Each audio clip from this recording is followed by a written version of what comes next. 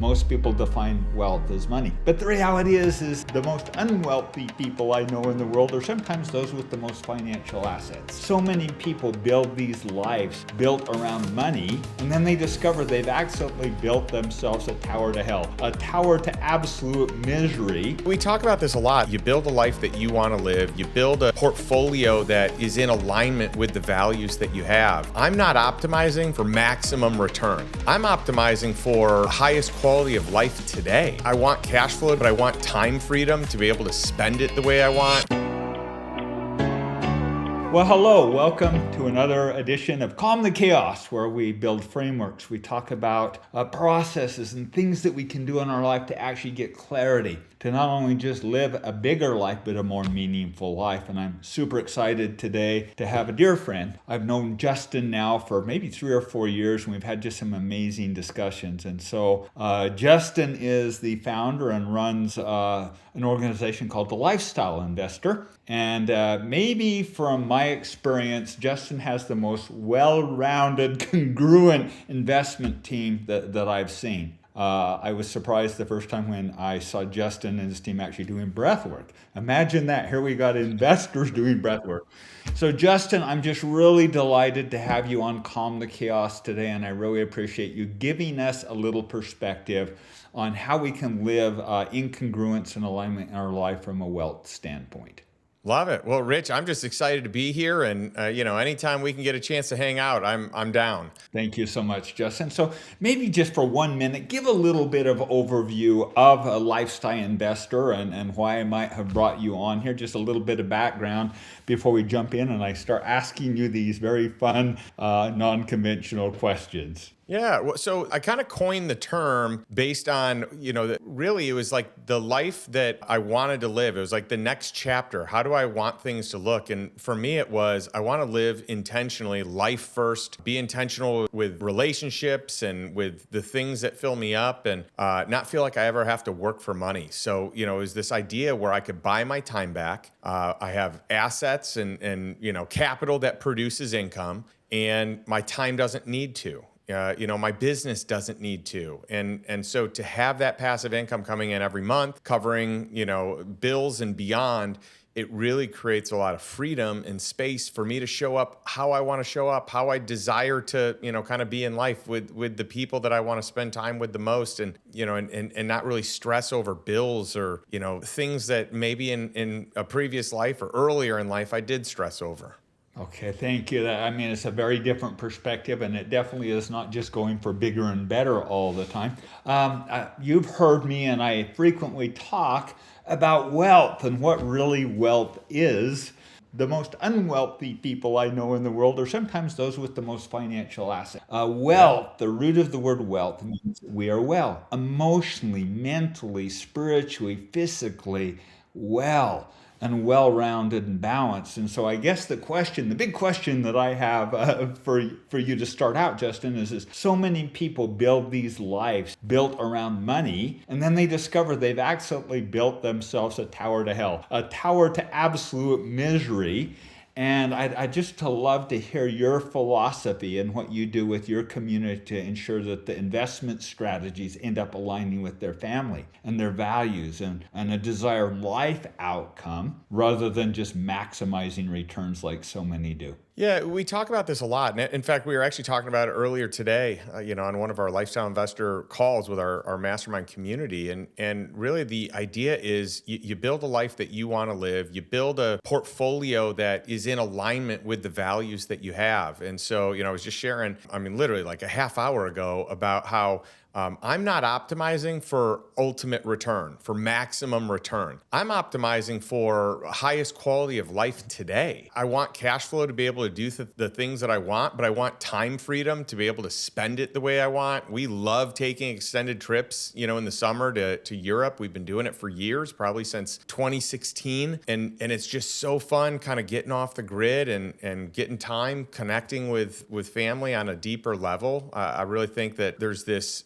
power of immersing ourselves, like having extended quality time that can do wonders for relationships. And for me, that's really how it is. So I try and get people into, the mindset of, hey, let's be intentional with life, and what does that look like, and how can we build the finances to support it. But we got to get clear on how we want life to be. Like, do we even love what we're doing for work, or are we just doing it to get by? Do we love the relationship we have with our spouse, or is it two ships passing in the night? I mean, I think that we've got to get super clear on where we are today and where we want to be, and then just optimize for that. Thanks, Justin. A super interesting concept, and I think particularly coming from one of the most successful wealth kind of groups that there is. I've recently been talking a lot about values and forming your ethos really clean and really congruent. And I'd just be curious to know how you manage when you get maybe some really hungry bucks that come in, or some individuals that come in with a lot of blather that end up not aligning with this overall philosophy that you're attempting to build, because you do have a community of investors, and I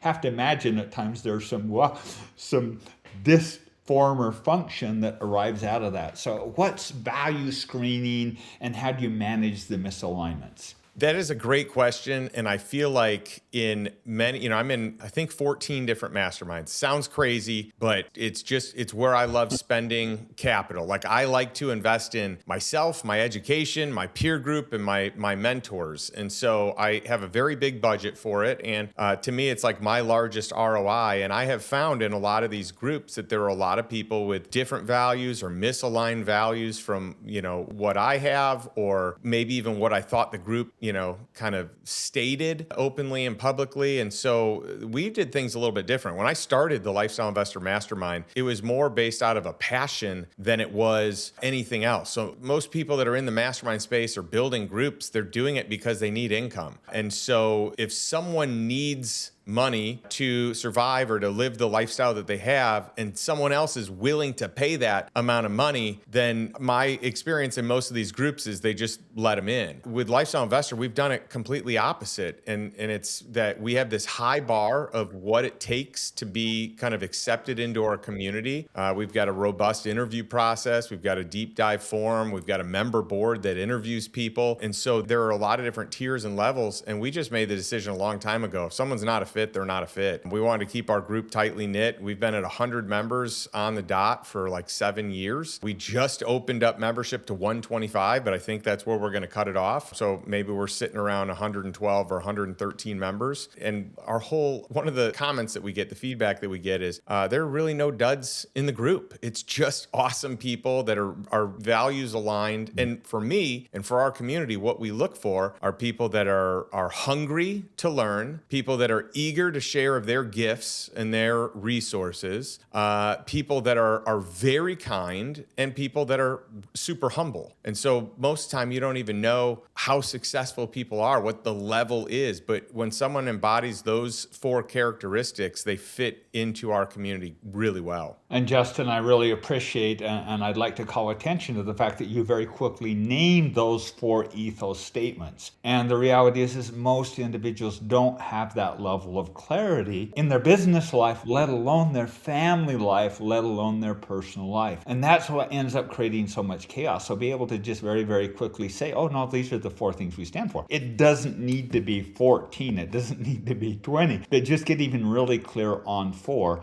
has allowed you, and I know some of your group, and I know how tightly aligned it is. By having those 4 values, you can very quickly create a cohesive group of trust. So I just acknowledge that you've done that, and I think that's what maybe differentiates you in this area. No, thank you. All right. Any other thoughts you'd like to make there, or share with us? Because we do focus a lot on values and ethos and congruency and getting our life a little bit more in harmony. And it sounds like you've been able to eliminate some of the chaos in your business life by doing something very simple, that is getting people that don't align to automatically opt out. And I've had many different businesses over the years. So, I mean, there's the internal team in those type of businesses. And then, with the business that I have now, that's like the passion project turned really big business. I have an operator that runs the business. And we've got 3 different groups, depending on where someone is in life, maybe the success that they have had, or if they're, just starting on their journey.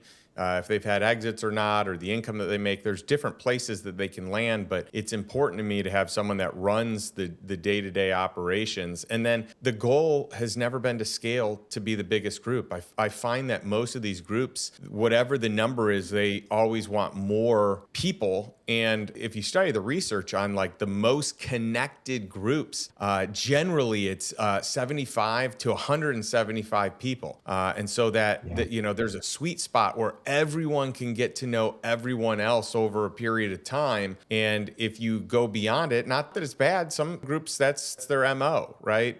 So it's not necessarily a horrible thing. It's just not for us. We want to stay a small, tight-knit group. You know, the whole thing is like, for me personally, I want to do business with people I want to do life with. I want to be in relationship with a certain type of person, and I've got a high bar for who that person is, but I want it to overlap, and I want us to be able to do all kinds of things together. That's beautiful, Justin. And I think it really aligns with two things that I teach. The first is, who's your blood brothers? Who's your sisters? Who would give you a kidney? That's a very small, tight group, and tragically, it's too small for most. Then, who is your trust network that you could call it 1 or 2 in the morning, they come and bail you out of jail without shaming you. That's also right. A small, tight group. And not talking about that, you're talking about a tribal group here that you can really rely on. And the reality is that you can't really get that beyond, my number is 50 to 100. Otherwise, you end up diluting your life. And those are the people you enjoy being with, that you have association with. And so many confuse that group then with the outside groups of community or even contacts. We shouldn't be putting fuel and rocket fuel into our contacts, our Facebook connections, because quite frankly, they don't give a rat's ass. Most people put all their energy in those outer circles and don't put it on those inner circles. Those inner circles is where we have to put all the squeeze. And you've just pointing out, I've talked a lot about this prior, that's what you're effectively doing, and that's what's making this community flourish. Well, thank you. It's all right. For me, it's a way of life, and I just, I love people, I love relationships, and I think life without it is a much more dull life. So, Justin, I want to talk about force versus flow. Talk quite a bit about many of us find ourselves, and most people in Western society find themselves in a very force-filled life, up, down, exhausted all the time. And I'd like to find out what points in your life that you've been in force, and then how you've moved more into a more balanced flow, just abundant, clean life, and what the triggers were that took you there, and how you got back into flow state. Yeah, it's a great question, Rich. And by the way, to be in flow state is like one of the greatest places to be. Like if you can do that over a long period of time, there's very few things that, in my opinion, are better. Like I love that state. And it took me a while to figure out how I needed to do it. I think early in my career, I had mentors that really they really pushed the idea that work ethic is the most important thing. It's the badge of honor. There's nothing more important than work ethic. And I do think having a great work ethic is important. I think it's probably even more important if you don't have refined skills or expertise in anything yet. What I would say is, like, as you define your expertise and as you continue to become better at certain things, become an outlier in certain areas based on amount of time or number of repetitions, I think the work ethic, the idea that gets you to where you want to go is actually, it falls off. So early days for me, work ethic helped me get ahead, but once I had skills, work ethic actually held me back from where I wanted to go because I was working too hard. I was relying on my work ethic and not my talent, not my intellect, not my refined skills, not my expertise. And so the thing that helped me become successful, and I'll use air quotes, successful early days, was the exact thing that kept me away from where I wanted to go. Like to have a life that, really life-giving, where I was working based on my schedule, what filled me up, an amount of time that made sense. Like early days, I worked 6 days a week, sometimes 7 days a week, my first business or two. And now, I really work 3 days a week. I like a Tuesday to Thursday schedule. I like having extended weekends. If I'm into something that's really cool, I can, work on it on a Monday or Friday, but typically I like to give that to friends and family. And and I have pretty hard boundaries around like evenings and weekends so that I can put in those quality hours, with my family. That is so important to me. But, you'd ask me about like distinctions or, kind of like, points in time where it really showed up. And I just remember one time I'm working late. It was a Saturday night. I mean, I could even say, I worked late on Friday nights and Saturday nights in certain seasons, but I was sitting in the office and my friends were, trying to see if I was going to go out and meet up with them. And I wasn't. I had things that I needed to do. And in this instance, it was a Friday night and I had to work super early on Saturday. And I just remember thinking, gosh, I'm okay right now in this season, working these late hours. Like, this is my own business. I'm building it. But when I have a family, I cannot be doing this. Like, this is the exact opposite of the life that I want to lead. And so, I mean, there were a couple of moments like that. But then, when I got serious about, when I was and wasn't going to work, and instead, like when I got married and then when I had my daughter, it's like I was worried that we were going to do less business. And I came to terms and had peace with the fact that we're going to do less business because I'm done at 5 and I'm not working on the weekends. But the reality of what happened is we did more business. My income annually grew because I got smarter about how I spent my time, and I got better at delegating, and I got better at hiring and better at systems. Yeah, that's exactly what I was looking for. And I know that it feels kind of incongruent that actually working hard is going to make more success. And in the early stages, I think one of the challenges of early stage entrepreneurs is the perception, I'm going to be an entrepreneur and show up at 10 o'clock and checked out by 3 and golfing the rest of the time. And the reality is that's not reality. I love the Warren Buffett quote. And in the early stages, we have to say yes, yes, yes, yes, yes, yes. But then it reaches a point of yes, yes, yes, no, until you do shift. And you do shift to the point where now you're very selective and careful on what really aligns and what you really do. And I would argue that has to be value-based. The Warren Buffett quote is the level of my success is directly proportionate to the frequency at which I say no. And oftentimes we way clutter our lives with way too many yeses. And I think that's exactly what you articulated. And if you find yourself nonstop grinding it out, I just tell you, no success in the workplace will compensate for failure in the home. And all the joy in Justin's life, look at him when he talks about his family and relationships, that's not fake, that's genuine. And I know and see how he lives his life. And that's why I wanted him on this program. Is joy comes internally, but success is magnified when we actually slow down and have the courage to deliberately say no to the things that don't align. I hope you're enjoying this episode of Calm the Chaos. If you would like to receive more tools, frameworks, support, and resources, go to richchristiansen.com, and they're all there available for your free use.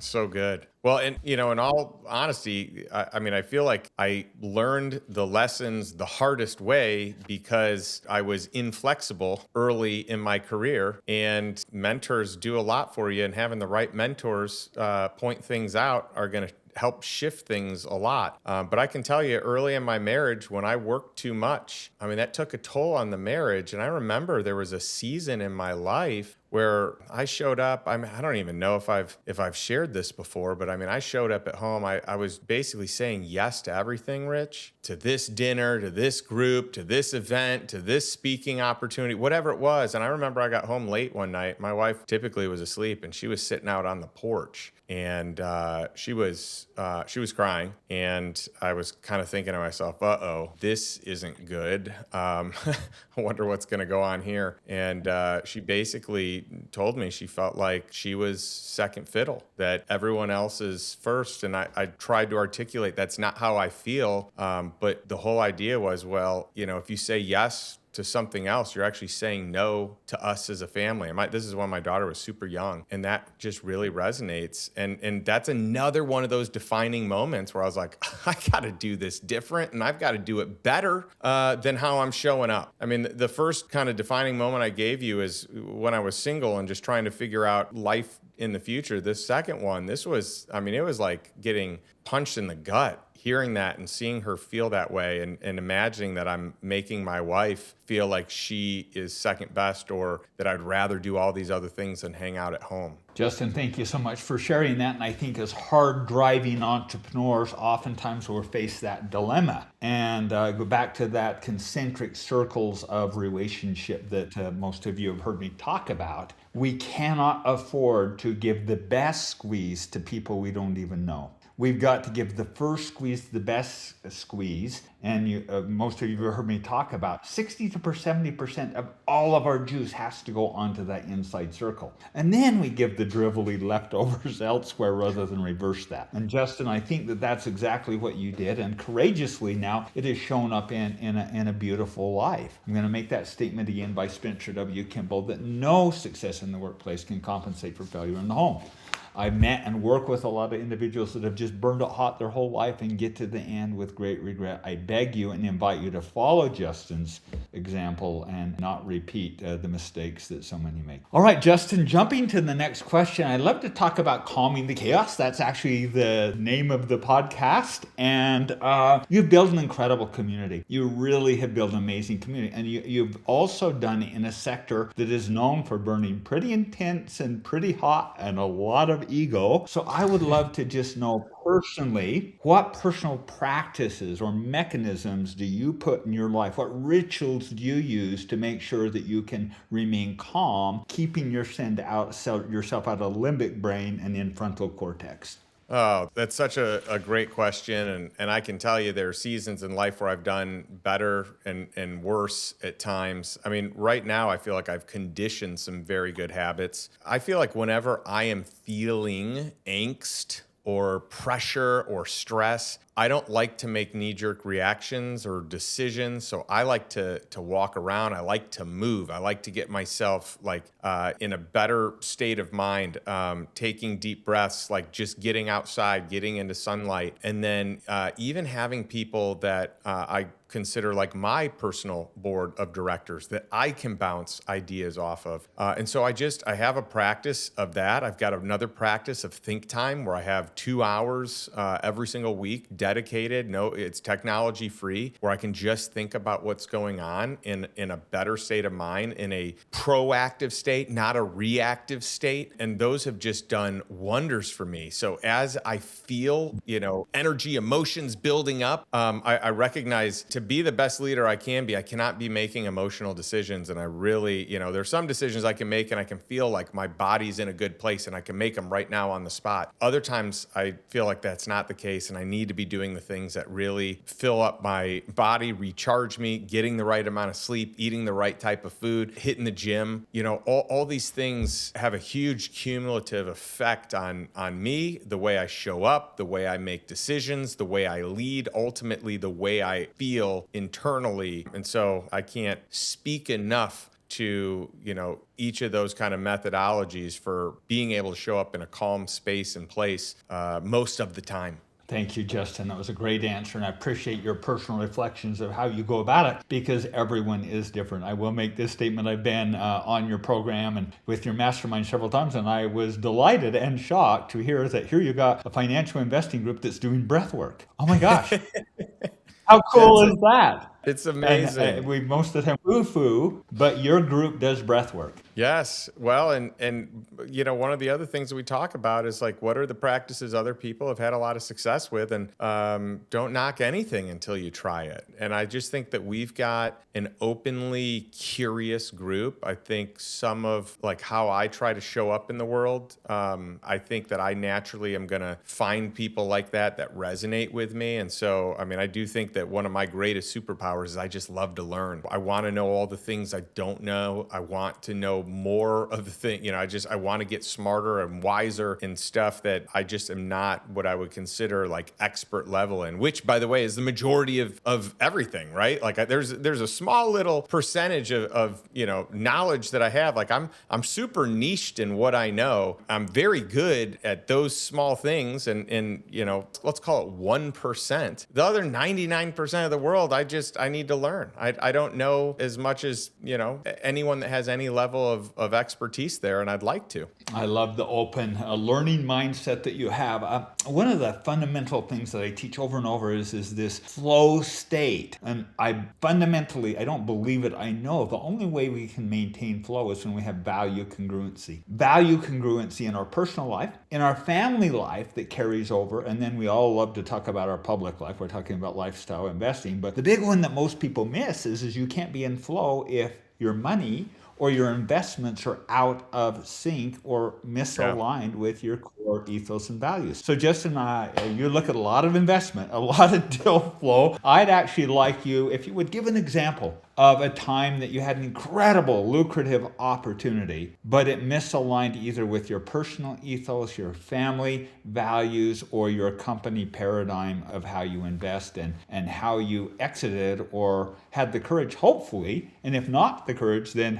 what happened if you did say yes to that misaligned part of money? Well, Rich, I actually feel like I've been on both sides. And I actually think that I've become more informed because I've made some poor choices over the years. And by the way, I've done investments, the vast majority that we've done have done very well. But no investor gets out clean. Like every investor is going to have a loss at some point. Every investor is going to make a bonehead move at some point because that's how we get better. You don't actually learn from the successes. It makes you think you're better than you are. You actually learn from the failures. You learn because it is so painful to lose money. You don't want it to happen again. So like those are the lessons. And so sometimes, this isn't necessarily a values aligned or values not aligned scenario. But what I will tell you is it was an investment criteria misalignment where I saw big returns. I saw this profile that I could earn more than I was in other deals and that I would have this steady amount of cash flow. And it really was too good to be true. And I even had my attorney tell me, this is too good to be true, right? And I didn't even listen to him. And I decided to do this and it became a Ponzi scheme and went belly up and total fraud, lost all my money, and it was $1 million. And it was super painful. But I learned so many good lessons from that. In the moment, it was horrible. It took me some time. I was like gun shy for a while. But when I stopped playing a victim and started playing the role of what did I learn from this situation, I wrote down like all kinds of things. Actually, there's a section in my book called Murphy's Laws for the Lifestyle Investor, and it's like all the lessons that I learned from this debacle. And because of that situation, I've invested so much better. Now, I've also gotten clear on what my criteria is. So from a value standpoint, there are certain things that I just will not invest in. Like I don't care if it makes money or not. I will say no.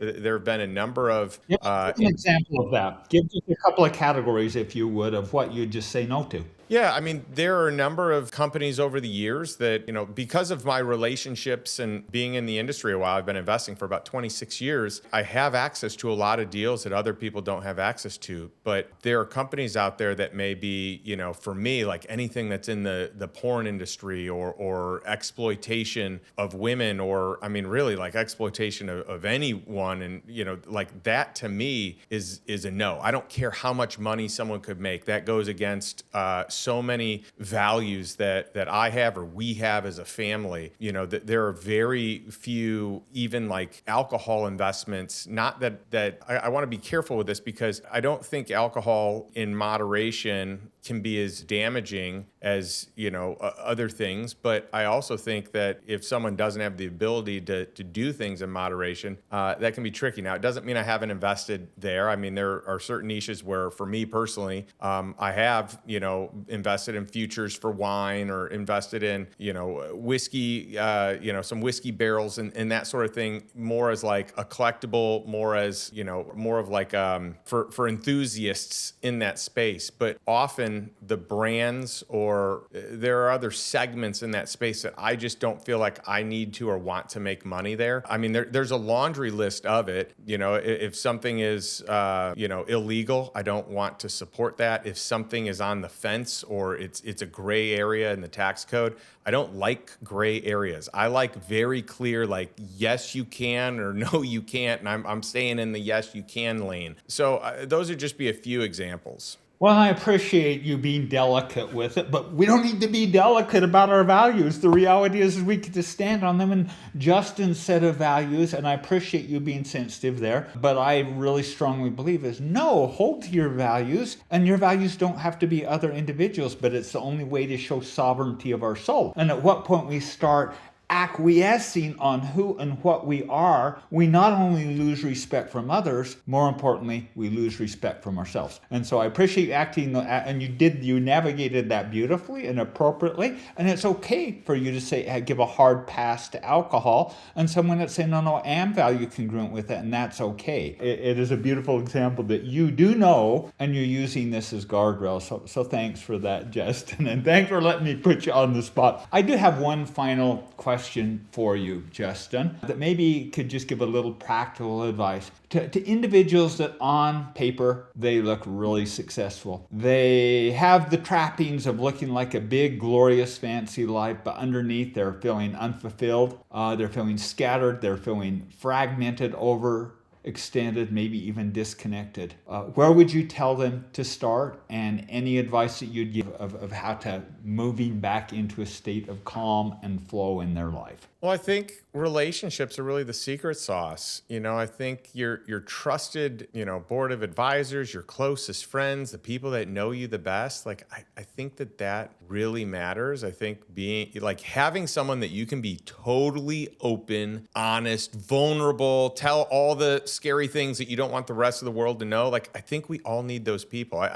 Quite frankly, I think women are fantastic at this as a general rule, where they are so relationship oriented, so relationship focused. They are very open and honest and transparent about where they are and what they're struggling with and what's going on. I see it in my wife. I see it with my mom. I mean, I just think, and with many of my friends, like I just think they're so much better at it than most men. And I think it's a superpower of theirs, right? Like I think there's the cheat code to that. But at the end of the day, like what I'll say is like, it doesn't matter how much money you have or how successful you are or what it looks like online, the numbers are, how many followers you have. Like what actually matters is how you treat people. And if you talk to anyone on their deathbed, and look at all the research on this, talk to anyone. There's no one on their deathbed that I've ever heard to say, I wish I would have made more money. Like, I wish I would have focused more on it's always relationship based. I wish I didn't do that. I wish I spent more time with this person. I need to forgive this person. I need to patch up this relationship, or this person's, my favorite person in the world. I need to get more time with them. And so I just think that should be the focal point, because that's where the greatest, riches in life are. And short little segue to that, there's a quote that I love that says,